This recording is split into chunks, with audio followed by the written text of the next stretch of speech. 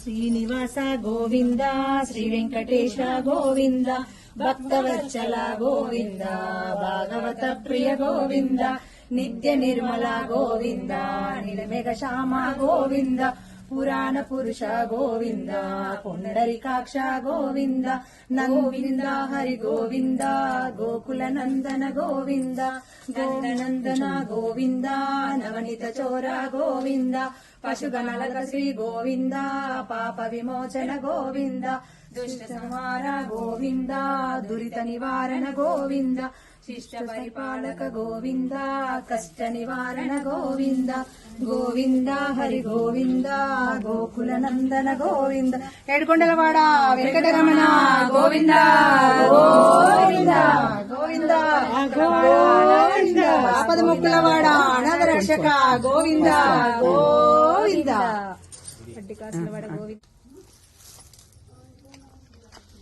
ఇది బృందావనం నోమండి.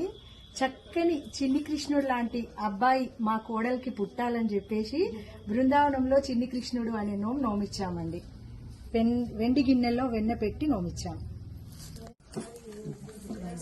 ఇది మంగళహారతి నోమండి.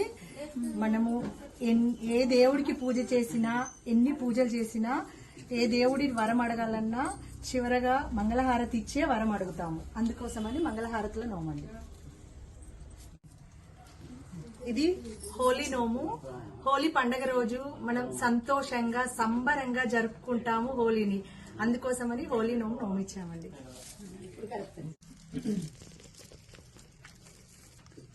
ఇది ధాన్యము, ఇది ధనము, ధన ధాన్యము అని నోమిస్తామండి. ఎందుకంటే మనకు పొద్దున్న లేస్తే కావాల్సింది ధాన్యము, ఏ దానికైనా ఏది కొనాలన్నా కావాల్సింది ధనము. అందుకని ధనం ధాన్యం నోమించామండి.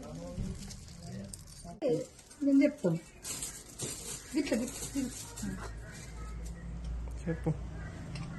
ఇది సంతోషం సౌభాగ్యం నోమండి. సంతోషానికి పప్పు బెల్లము, సౌభాగ్యానికి పసుపు కుంకుమ.